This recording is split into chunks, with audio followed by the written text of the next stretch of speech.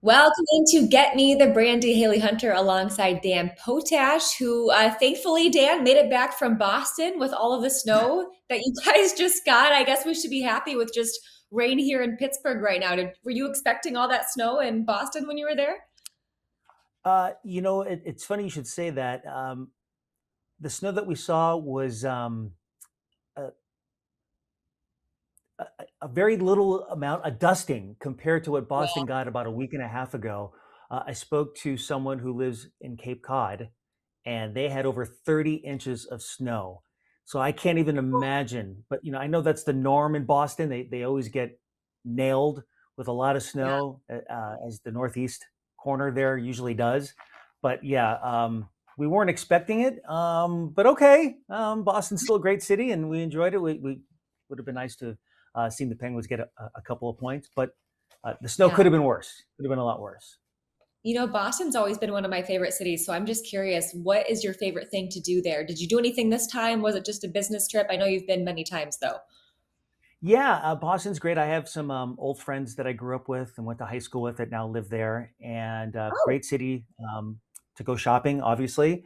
But they have some great restaurants, and if you go to the North End, there's just a couple of Italian restaurants that you can go to, and the chicken parm, probably at any one of them, will not disappoint. And I was not disappointed on Monday night with my chicken parm.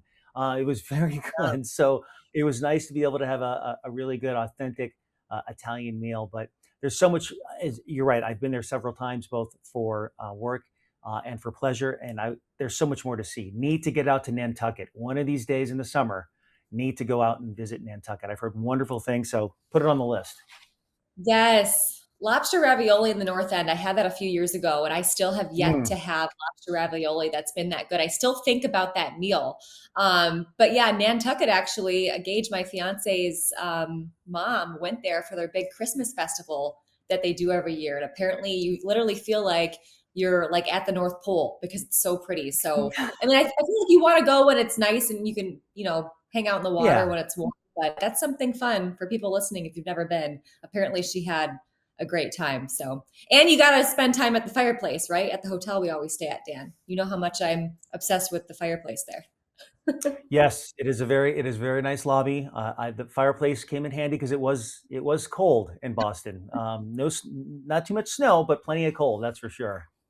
I love my hotel fireplaces. Well, it's not often this year that the Penguins walk away from the game without a point. They've actually not picked up a point in the game just four times in now their last 24 games. So I'm sure they were disappointed, of course, largely to Bruins goaltender Jeremy Swayman that night. But just what was the mood in the locker room? What did you sense from the guys after that loss? I feel that in talking to the guys that the overwhelming pulse was that they just didn't get off to a good start. It was crazy that the Yeah. Bruins had a couple of dangerous scoring opportunities, and Stuart Skinner was able to stand tall and stop those initial shots in the first 30 seconds, and Yeah. then the Pens come around and Eric Carlson scores. So they immediately take the wind out of the Bruins' sails. At least it appeared that way. But then the Bruins battled back, and it just seemed like the Penguins couldn't kind of get things going early on. They started to get to their game in the second and third period. It just was one of those nights where they hit a few posts. Something that we've been seeing a lot of over the last 3 or 4 games since Sidney Crosby has been out, that the Penguins have had a lot of trouble winning faceoffs. And Crosby does Yes. win a lot of faceoffs. So obviously missing that aspect of his game. But it's hard to try to go to work when you're chasing the puck after losing that faceoff in either end of the ice or at either end of the ice, more so when you're in the attacking end. But I, it was tough. But you're right, considering how well that they have played since the Christmas break. Not overwhelming disappointment. It was one game, but they've got some big ones coming up, and I know we'll talk about that later in the show. Considering the Olympic break and what we will do as far as the schedule comes into play throughout the rest of March.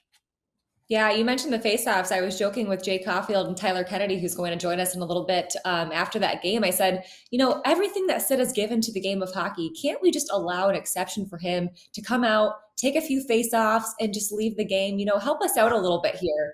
But no, I do not think that that is going to be an exception that they'll make for him. But with that, I got to hear about, your a trip in Boston means you also got to see the Penguins' third-round draft pick in Charlie Trethewey. I know he's got some Pittsburgh ties too. So tell us about your convo with him. What was it like to get to know the BU freshman this year, right? Yeah, we had a chance to get a look at Charlie. Obviously, when he was drafted by the Penguins in the third round, as you mentioned, kind of a cool opportunity for a kid whose family or his father grew up in Pittsburgh, huge Penguins fan. So he passed the baton on to his son, and Charlie was a Penguins fan growing up.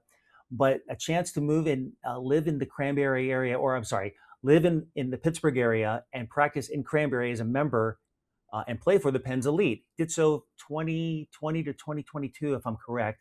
And it Wow. was an opportunity for him to, sharpen his skills, get better as a player. And he returned to Pittsburgh for the development camp this past summer. And so first of all, I wanted to know how much did that development camp, which was only 3 or 4 days, but you play several scrimmages and several games and so forth, how much did that help prepare him for the next step in his career, which was his freshman or is his freshman season at Boston University? And he said it did play a big role because he played with a lot of the other guys that were drafted around him, but at the Right. same time got a chance to work with the Penguins coaching staff. And so here he is getting an opportunity to hear from guys who have been around the league for a while, who have coached a long list of players. I'm sure he was kind of a sponge and just taking all that information in. Then he packs his bags and he's traveled a little bit with Team USA in the under 18 program and played in the USHL. But to go to college and a school like BU, look, that's like crazy hockey there at the college Oh level. yeah. There's so many great programs that are in the Boston area. It's almost like professional hockey, and the Bruins are a big deal there. So it was cool to kind of catch up, pick his brain a little bit about what he learned with the Penguins during that development camp. And then he's had a pretty good season at BU. He's played in 32 games. I think that's pretty much every game. He's gotten a goal and 9 assists as a defenseman. He said he's learned a lot. They have one of the youngest teams in the country. So I think he feels, I got the impression that with all these young players, including himself, that the future could be very bright for a Boston University team that always has a good team on the ice. So it was Yeah. cool to talk about. Obviously, here's a kid who, um, grew up rooting for the Penguins, gets drafted by the Penguins, and then gets a chance to go to a game where the Penguins are playing the Bruins, where he now lives, knowing that Oh someday yeah. he'll play for those Penguins. It's just that full circle story is always fun to tell and hear someone talk about. That's amazing. And then with his dad growing up a Penguins fan from Mount Lebanon, right? I mean, this what a full Yep. circle story for him. I really hope we end up seeing him in the black and gold one day. I can't wait to tell that story in more detail, obviously for us media folks. But that's truly incredible. I'm sure he grew up a Sidney Crosby fan as well. Didn't get to watch Sid last night. I'm sure he would have loved to see that. But it's looking like March 18th. That is the nearest return for Sid right now, unless something crazy happens and he can have a speedier recovery. But with that, just you were with the boys in Boston. Do you feel or do you sense anything like they're kind of playing for Sid right now? Or do you feel like this is just, business as usual for the team that's been playing really well right now? Well, Haley, I think that they're playing for 2 points every time they take the ice. And any way they can get those 2 points, they'll take it. And you and I have heard them say this over and over and again, and Dan Muse has said it as well. When someone has gone down, next man up. You're in, let's go, or I'm moving you over to this line or this defensive pairing, or you're starting in the crease, and we need you to step up, and we need 2 points. So I think they're Yeah. playing as a group to get the best playoff position, best position in the Metro, whatever it may be that turns out to be a slot in the postseason, because this team has not been in the postseason in 3 seasons, 3+ seasons now. So I know that they want to get back to that. I think they're playing for each other. And they really do lean on that next man up mentality. We saw it yesterday when we watched the morning skate in Boston that Blake Lizotte would not be in the lineup. And all of a sudden, several pieces are being moved around. Once again, the Penguins are a little thin at center with another injury to a centerman, Crosby, Malkin, Lazat now. It makes it difficult, but they need to find combinations and things that work, spark chemistry, and find a way to get 2 points. So, uh, as we mentioned, their record overall since the holiday break has been impressive. But at least now, what, 2-1-1 without Sid so far. Yep. And I think you touched on it during the pregame show yesterday or prior to the Boston game that the Penguins had 5 goals on Sunday from 5 different players against the Golden Knights. Look, when you're struggling with a couple of key players out of the lineup, that's when you really go, okay, that's next man up. Who's going to score next? We'll take all the scoring we can get and spread the wealth around. Wealth around balance is always so big, especially come March. It's been crazy. I mean, just the scoring depth we've been seeing from the Penguins as of late. But I also wanted to ask you when it comes to that next man up mentality, Dan, we just celebrated your 25th anniversary with Sportsnet Pittsburgh. So, with that, I feel like you would know you've been around long enough to see how Gino acts when Sid is out of the lineup. I mean, is this something that you've historically noticed about him? Because he just looks like a bully out there right now without Sid. And it's been fun to watch. Yeah, I think you're right. Great players always have a way of finding yet another gear, even though when they're playing at their normal gear, if you will, it's pretty impressive. But I think he Yeah. feels the need as being the kind of player that has scored 500 plus NHL goals. That hey, okay, I need to step up and maybe fill the gap because a key player, i.e., Sidney Crosby or someone else, is out of the lineup. And I think on the flip side, maybe Sid feels that way as well. And it's kind of scary to think that they could find another level of play. But Gino really, I mean, let's be honest, he outside of that period of time where he missed some games due to injury, he's had an unbelievable season. And for that to continue, whether it's alongside Igor Chinikov, who those two are just a deadly combination. I think it's great to Brothers in see. another So life. yes, absolutely. And I think and again, uh, how many times have we seen it before? Players join Sidney Crosby, left wing, right wing, and he makes those players better. So here's an example, and I'm not taking anything away from Igor and the kind of player he was before he came to Pittsburgh, but alongside Gino, they've just found instant chemistry, and it continues to get better. In fact, Igor almost scored last night in Boston. So Again. yeah, Yeah. Gino. Yeah. So just to see Gino try to find another level is great, but at the same time, I think there's probably a limit to that as well because you don't want them to squeeze the stick too hard. Play your game. What you do is already great, but if he wants to carry the team on his back a little bit, well, I'm okay with that. No problem in doing that as an assistant captain should. Yeah, well said. And you talked about the depth scoring. You mentioned Igor. I'm looking at the numbers right now. I'm curious, who do you think, or how many more Penguins do you think are going to reach 20 goals on this season? We've got guys like Brazeau at 16, Kindle 15, Malkin, Dewar, and Chinikov, who you mentioned at 13, Novak at 12, and Raquel at 11. I'm going to say, because you just mentioned it, Igor. He has 10 goals in 22 games for the Penguins. We have 22 games left in the season. I just don't see this guy slowing down. We just watched how he played in Boston, how he's played ever since he got here. It just doesn't seem like he has it in him to slow down, especially if he's next to Malkin. But along with him, who else do you think might crack the 20 this year? Yeah, it's kind of you see it a lot. You see it from time to time, and this is a situation where Igor really a change of scenery has done him so.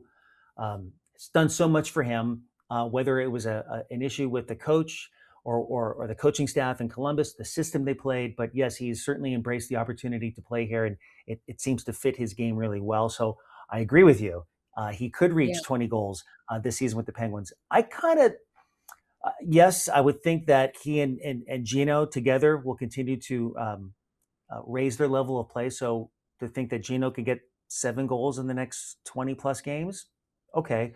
I like Ben Kindle. I know he went through a stretch there where he was kind of quiet, but he has really now found himself playing the kind of hockey that we saw at the beginning of the season. And I don't know if it's Mhm. exactly the same. Maybe he's got more confidence now, a little bit more experience, but 5 goals for him in the next 20 games is not a stretch. I really think the way he's playing, and again, last night we saw him centering alongside 2 veterans who I think, again, can help raise his level of play. Rickard Rakell has been around the block a few times, so has Brian Rust. So I do like the opportunity that Ben Kindle has to reach that. And Justin Brazeau, much like Anthony Mantha, two offseason acquisitions for Kyle Dubas. Who would have thought? Mantha's already hit that number, but that Brazeau could hit 20 as well. Wow, that's pretty impressive. Yeah, so much depth scoring. And as you mentioned with Ben Kindle, I believe he has a handful of game winners as well. So it's been really exciting to watch that for the 18-year-old, just 18 years old. It's still crazy to think that. Well, the trade deadline is this Friday. I know everyone's really eager to find out what GM Kyle Dubas is going to do. So more on that with Penguins Stanley Cup champion Tyler Kennedy when we come back with Get Me The Brandy right after this.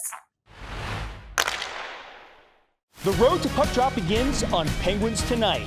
A first look at the latest game news, stories from around the league, and so much more. Penguins Tonight, 1 hour before every game on SportsNet Pittsburgh. Presented by Morgan & Morgan. All right, the trade deadline is almost here, and it is great to have former Penguin Tyler Kennedy joining us. Just a reminder that Friday at 3 p.m., we will actually have a special trade deadline edition of Get Me the Brandy right here on SportsNet Pittsburgh after the Pirates Blue Jays game as well. But with that, where things stand right now, Tyler, just curious, how different do you feel like things are, around the locker room this time of week every year on the calendar year, just knowing that some changes might be coming?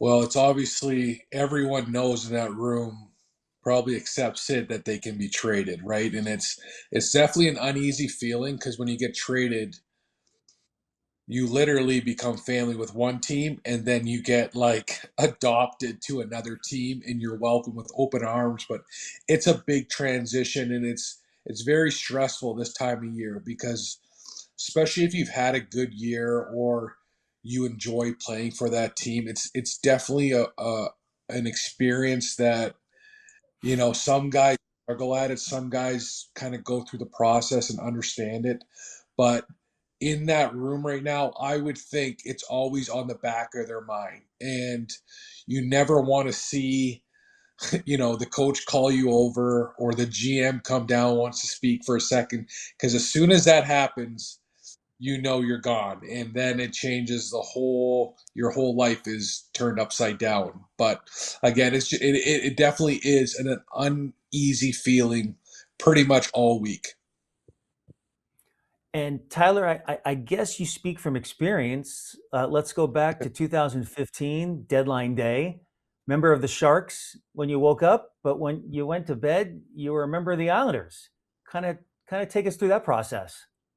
Yeah, it was. You know what? I was just I for some reason when I got traded the Sharks, nothing went my way, and I don't know if it was because I signed a bigger contract and I expected to, I thought I was going to be this 25 goal scorer and this superstar, and I think they kind of said that like, hey, I think with more opportunity you can score this and that, but I just never played well, anyways, and so my first year I struggled. My second year, again, I was struggling in and out of the lineup. Like I just wasn't playing well. And at the deadline, I started to play a lot better. I started getting kind of like my niche on the team, my feel on the team, just everything. I literally went from Pittsburgh that was very serious, like kind of military like go to work every day, to San Jose, where it was like once you leave the rink, it is California living, baby. It is awesome. And so what I remember is it was just a very different experience for me. But so when on trade deadline, we're obviously 3 hours behind out there. So we had a game that day. So I was getting dressed to go on pregame skate. And it was like 20 minutes before the deadline ended. And I was like, oh my God, I snuck through it. They want to keep me. And I'm literally tying my skates, and Chris Desjardins and Tyler Kennedy, coach comes in. We want to see you two. Uh, Doug Wilson, who I think works for the Penguins now, goes, hey, he wants a minute with you guys. And as soon as that happens, you're like, where am I going? Hopefully it's a good team. And so they they got Doug talked to Andrew Desjardins first, and he goes, "Hey, we're going to talk to Andrew Desjardins first." And I was like, "Okay, no problem." And then they're like, "Oh, coach wants to talk to you in the meantime." And I was like, "Okay, like what?"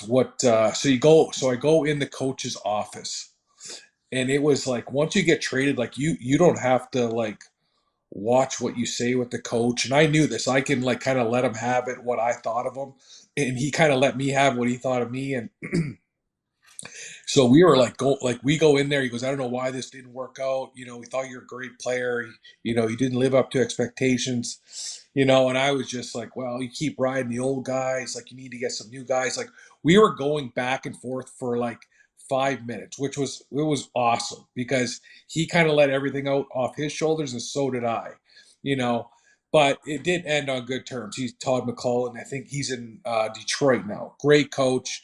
Just again, I think we just needed to get a little bit out. We should have got it out the first year, but I end up literally going into my meeting with Doug Wilson. He goes, "Hey, you just got traded to the Islanders." And I was like, okay, like I used to beat up on the Islanders all the time. I think half the team I fought, I scored some huge goals against the Islanders. So I think they thought I had a little bit of juice left, So I ended up going to the Islanders. It was a great experience. I played pretty well. But the one thing I wish I probably would have went to the Hawks, because Andrew Desjardins went to the Hawks and they won the Stanley Cup that year.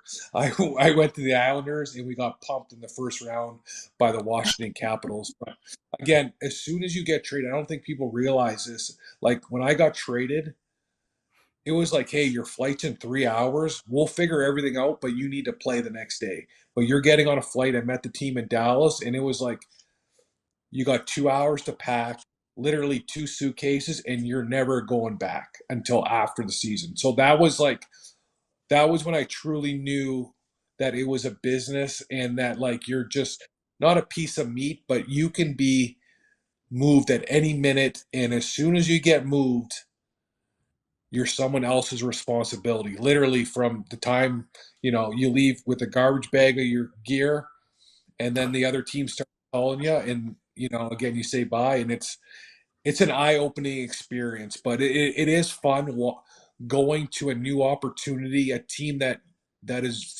wants you, which is obviously what every player wants, a team that wants you to have you on your team. It feels good, but it is a whirlwind for the first 2 days.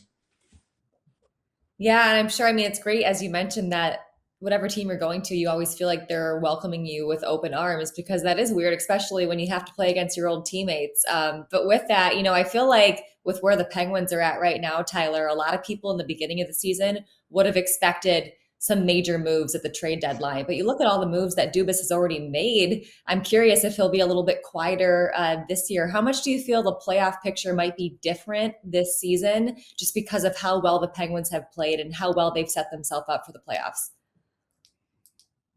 Yeah, well, I think they've earned a little bit of security, right? Like the guys that like are the guys that are your players, like the Brazos, the guys like that have come in and are usually disposable, but now they're like key depth players, have like earned a little bit more to be a little bit more comfortable. And for Kyle Dubas and how the team's going, I think Kyle doesn't vary off the big picture. When he came in, I always felt like he had a 5 to 7 year plan of to get the Penguins back to a contender with or without Sid. And now that they're doing well, I don't think he's going to jeopardize the team, the future of the team in 2 years to go grab a rental player. If there's a good guy out there, I think he's going to make the deal, but I would think it would be for a younger guy that's looking for an opportunity to play better, that needs a chance, that is unhappy with their team. Kind of like an Igor, right? Chinikov. Like things didn't work out. He comes here, he lights it up just with, playing with Evgeny Malkin and guys like that. I can see him making moves for. We have space. We have some tradable guys that I think teams are looking for too. So yeah, I do think he's going to make some moves, but I just don't think it's going to be these blockbuster moves to blow it out to try to win the Stanley Cup. Again, I think he's got a plan. He's very, very good at thinking about the future. He's analytics, all that stuff. I know all the coaching staff. I know all the scouts are in town, and they've been having meetings all day long, from literally 8 a.m. to 9 a.m., going over what the team needs. So again, I think they are going to be very calculated on who they go after, if they do. Tyler, you mentioned Igor Chinikov. So, considering the moves or with the moves that Kyle Dubas has made to date, is Igor the biggest or so far the best of those few moves? Or is there someone else that you think has had an impact that maybe ranks high on your list? For the way Igor's come in, I think that's probably the biggest move for just picking up talent, for giving guys a new sense of, for getting rid of guys is sometimes a good option too, because it's not working out. Like, they need a change too. I think a very good trade was Skinner for Jari, right? Like, Jari for some reason just struggled here, and he needed a new start somewhere else.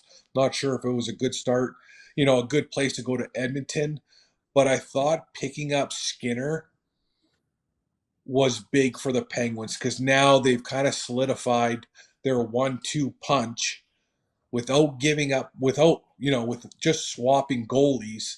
And I feel like they've won that trade. The Skinner's come in and played exactly how we've kind of wanted him to play. Even when you hear him talk in the press conferences, he's got a calming voice, a veteran voice about him that I think regulates throughout the whole team. When you have a goalie that's confident and calm, it just helps your play in front of them. So with that said, I mean, what do you think about? Oh, go ahead, Dan. Yeah. I was just going to ask if I may, and excuse me, Haley. I just real quickly, as a player that joins a new team, as you did from San Jose to the Islanders, what's the window in which you kind of give yourself to settle in, get used to the system, the new guys, the new city, where the team is in the standings? There's a lot going on. Now, for Igor, it didn't appear that he needed much time to adjust. But what was it like for you? And how do you think a player has to walk into a room and all of a sudden go, all right, now this is home? Yeah. Yeah, it's fun. Like, it's funny going to a new room, because I was literally shaking hands like, oh, I fought you, I scored on you, fought you, I fought you. But it's like you rather be on their team than battling against them. Again, you can look up, like, I had I had some great games against the New York Islanders, but it just depends how different the systems are. Like, they give you like a 3 to 4 game like grace period of just learning the systems. But at the end of the day, it's still hockey. They tell you, just go play your game. If you make some mistakes, that's okay too. We'll adjust as we go. And they know the situations. Most coaches have been around for forever. They've played, they've been traded. Again, the leash on you is pretty long with making mistakes off the bat. Again, they just say, go play your game. Getting used to the living was definitely different, because you go from like having a place to you're kind of put up in like a long hotel, like a long stay hotel, that has a kitchen, that has stuff like, Dan, I'm not sure if Haley you stayed there, but the Marriott in Long Island across from the rink. Remember that, Dan? Like that, me and my wife stayed there for like 4 months, and it was like a rough hotel. Like, the Islanders weren't like the Islanders how they were today. It was, I've I heard forget stories. what it was. Yeah, the Great Coliseum, and like it was like an international hotel, like all that. It was so different, but the one like when you go and you kind of get this when you play, it's like every city, every team has different things to offer, right? Like, days off and on the island, you go to New York, and it's like the best, you know, food, the best shopping. Like, everything is awesome because New York is right there. The fans are passionate.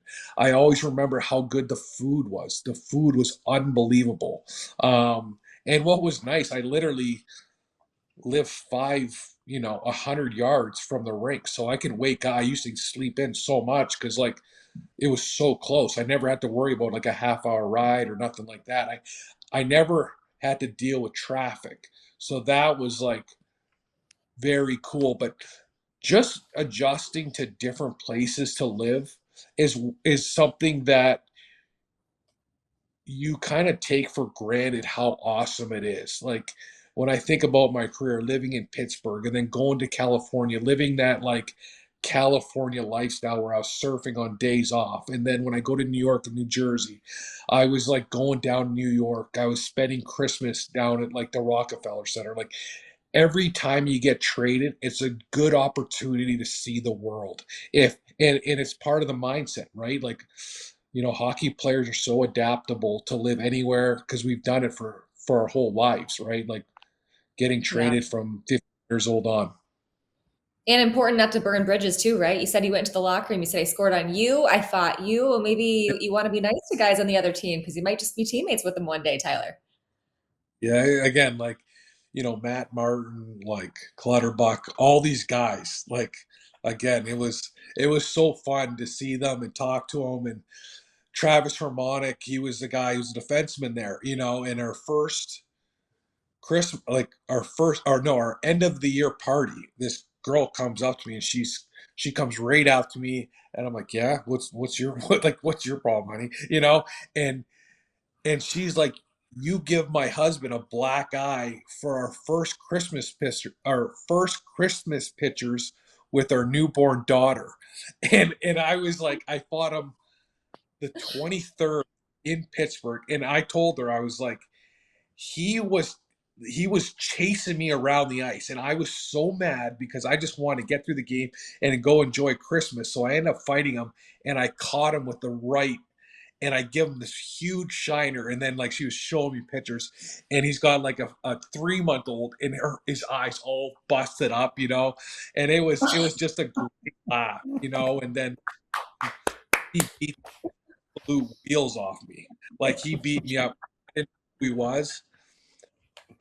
Mike Rupp, he was asking Mike Rupp to go, and I wasn't playing well. I was like, Rupp will kill you, like fight me, not knowing he was tough.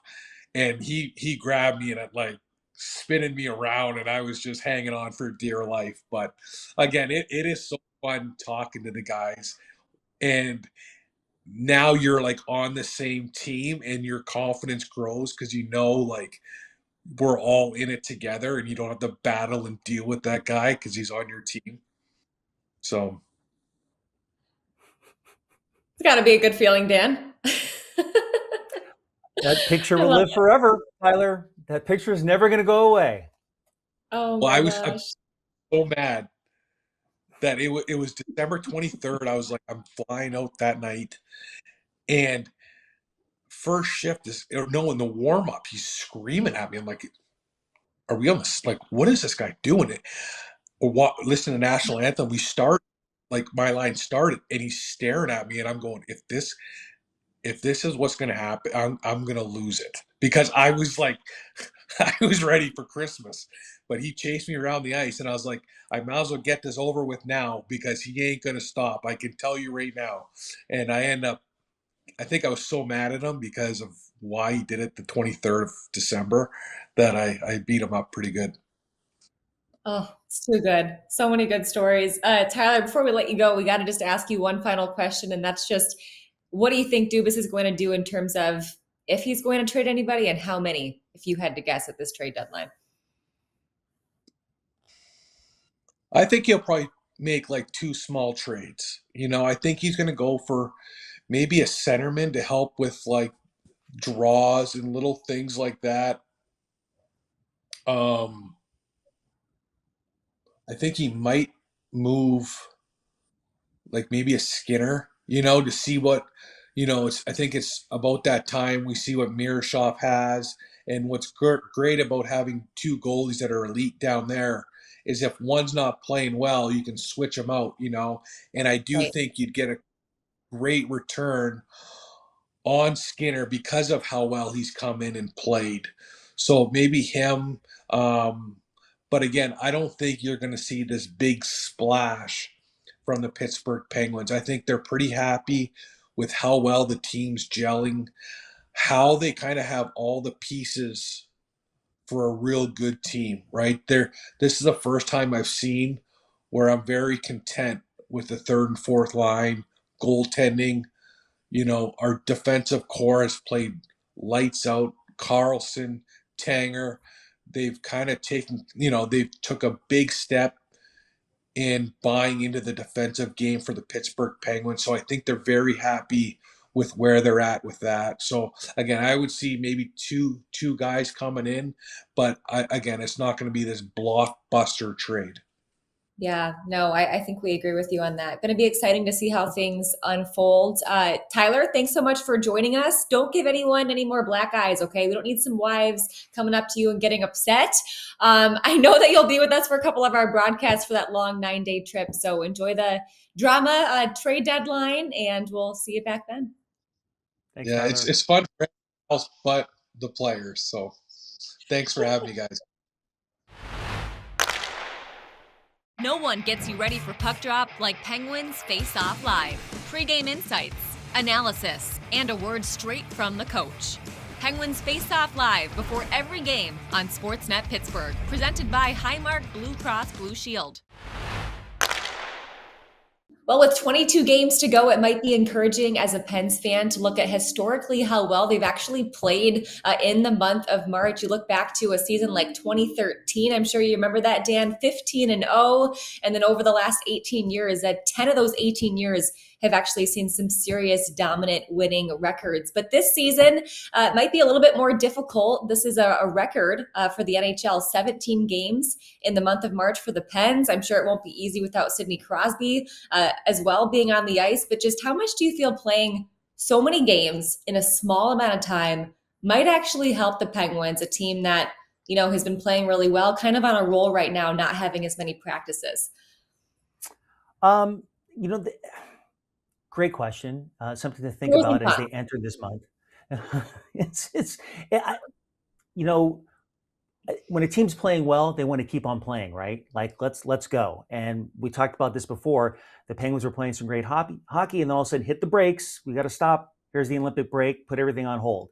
Not exactly the ideal time where you want to hit pause and wait when you're playing at that level or playing at such a great level. So playing a lot of games in a short amount of time, I think gives a team also from a mental aspect. You don't have a lot of time to think about the game you just played. You have to continue to turn the page and move forward. So in a perfect scenario, you play well, move on to the next game, play well, move on to the next game. So I think the mindset is that they want to get on a roll and continue to build off that, knowing that the next game will be, in 24, 36, 48 hours. They'll play some back-to-backs. I think it ends up being, would you say 17 games in 31 days? Yeah. Is that right? Yep, So that's a again, lot. not a lot of time to think, not a lot of time to worry. Even if you have a loss, okay, maybe more so than if those games have spread out and you play 10 games in a month or 12 games, whatever it may be. So I think first of all, I know that they're hungry to get back to work, or they were hungry to get back to work. The players that didn't take part in the Olympics. So here is a chance to get back at it and pick up where you left off. How they were able to do that, we'll find out. But yes, the March of the Penguins has had a good history for them. Would love to see them repeat it. At the same time, things may change with the trading deadline. So you bring in a new group of players or a handful of players that join the team. They don't have much time to, okay, let's go. And we'll talk to Tyler Kennedy about this. What's it like to join a new team and quickly get up to speed, knowing, hey, we're in the chase here for playoff positioning. We need you to join us and get to this level as soon as you can. We've got all these games, plenty of chances to kind of work out the kinks, for lack of a better description. No, it's well said, and I feel like if the trade deadline doesn't affect the Penguins too much and their lineup is pretty much the same, think about all the other teams that might have to adjust. The Penguins, they don't have to adjust as much, and then with that, just with how well they've been playing right now, a lot of other teams probably could use the extra practices, but I'm sure their schedule is just as busy with the Olympic break too. So maybe the Penguins, who already are on a roll right now, can kind of benefit of saying, okay, let's just go play. We've been playing well, and maybe we don't have a ton of stuff to overthink or work on in practice. The only thing I will say, though, and I'm sure you've probably seen all these different strength of schedule models that have come out for the Penguins, they're listing them as having the toughest strength of schedule the rest of the way. Of course, it's unfortunate not to have their captain Sidney Crosby in that too. So I'm just curious. We look at this March schedule. What are some games that you feel like are, maybe 3 games that you must win, a trap game where you think that you expect them to win, but they might not end up winning it, and then a statement game? And for me, when I look at this, I think 3 must wins has to be the Bruins this Sunday. I mean, they're 2 points behind the Penguins right now. Who knows what's going to happen with the Penguins if they get booted out of a divisional spot? You might be competing with the Bruins for those wild card spots. And then you have, I think, March 10th, that Hurricanes game. You play them 3 times in 12 days. Historically, the Penguins have struggled against the Hurricanes. I think they have a little bit of a different team this year where they can handle them a little bit better. But, you want to set the tone in that first game. You don't want to lose 5-0 to them and then have to play them 2 more times the next week and a half. And then finally, I think the Ottawa Senators, I would pick that for my trap game, Dan, because we know how much the Penguins have struggled against them as of late. It just seems like I think 4 of the last 5 they've lost, and they just struggle to move some of those big bodies out of the net front when they play the Sens. So those are my picks. But what do you think for your must wins, a trap game, and maybe a statement game that they must win? Well, I think the 3 games against Carolina says it all right there. That's the team Yeah. they're chasing in the Metro. They have had some history of playing difficult games in Carolina more so than Pittsburgh. So Yep. let's go ahead and fix that problem, considering they're going to play them twice on this upcoming road trip in Carolina. It's a strange trip, right? You start in Carolina, go around, play Weird. some other teams, and then finish back in Carolina again. I don't know if I've seen that before, or it's been quite some time, but okay. A chance to kind of do something that has been difficult to do in the past and win some games in Carolina. But those 3, again, that's huge. I don't know if the schedule makers knew something when they put that together, but it always seems to work out. There's some big games down the stretch that have an impact on the standings, and those would be my 3 games because in a way you can kind of look at it as a best of 3 playoff series. I don't know exactly how things will pan out with the standings once those 3 games are in the books, but we're going to find out. And there's still some hockey to play after that. So if the Penguins maybe don't perform well, they can make things make up for that. But here's a chance to not have to worry about making things up. Go ahead and play well against them and really feel good about what you could do against a team that's been in that top spot in the Metro. As far as trap games, I don't think there are any trap games. You should not have to worry about being focused on playing a team that may be not, at the same level as you in March or in April. Like, let's go. Like, every game is a big game. It's a playoff game. You're fighting for points. You're fighting for positioning. So if their mind's not focused on every game as a must win, I think Dan Hughes has said it. We're worried about the game in front of us. That's it. Let's go. All right. Every game is a team that can beat you. You got to find a way to be better than them on that particular night. So I think that focused. If you're going to get ready for the postseason, it's already started. So you're saying we're going to beat Ottawa this time? Because Dan, the amount of times I've sat there behind the locker room, thought I was getting ready for a post-game interview, and somehow the Senators pull it off. It has been crazy. That's why I said that for a trap game. But no, You're right. You have to have that must-win mentality. I believe you're going to Ottawa this time for the next game. But with that, I didn't say a statement game. And I think a statement game would be the March 16th game against the Avs. We've seen the kind of season they've had. Yeah. Maybe not quite as crazy dominant as they were to start the season, but I think if the Pens can win that game, that's saying, hey, we're not only here to make the playoffs, but we can actually be a cup contender this year. We're a good team. Watch out for us. So that would definitely be my statement game. What do you think? Do you think Sid wants to play in that game against McKinnon? Nah, Oh nah. man. Well, March 18th, his nearest return. So can you return 2 days Yeah, early? Are we allowed to have that, that happen? I know that he wants to play against him. They'll see him twice though, right? They come to Pittsburgh shortly after that. So Right. um, There's time. yeah, you're talking about an Avalanche team. Oh, thank you very much, producer Nick. I appreciate you pulling that graphic back up. Thank you very much. Um, yes, I think that if you want to be the best, you have to beat the best, and the Avs have certainly been right at the top all season long. My goodness, that's a good team. Extremely talented. Scary to think what they can do on the ice on any given night. So, yeah, I think there's a measuring stick right there. And I also think that measuring stick falls into the Carolina category as well, considering that that's the team that they're chasing in the division. But yeah, for them to get, even if they split with Colorado, I think that's a huge emotional lift, knowing that they could play well against a team that has been so good all season long.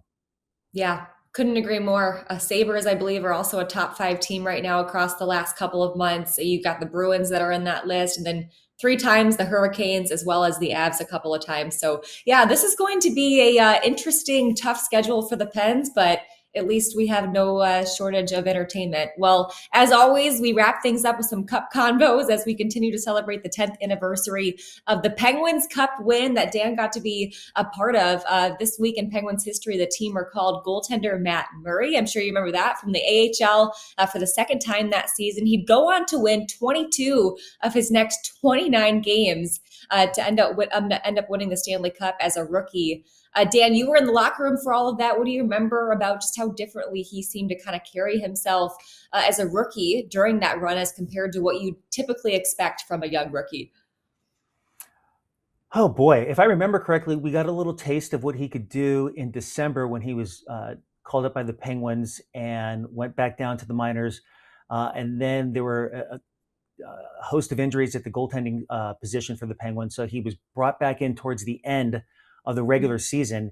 And, there wasn't a lot of talk about him, except okay, here's a future goaltender and Matt Murray for the Penguins. But he went on a run where I think he won 6 or 7 consecutive games to end the regular season. He was injured in that final regular season game against the Flyers, and I just the fact that he had that kind of run as a rookie, where the Penguins were again trying to position themselves for a good playoff spot, was kind of okay, this guy doesn't really look like a rookie. He's not playing like a kid. He kind of strikes me as someone that maybe he's got something special.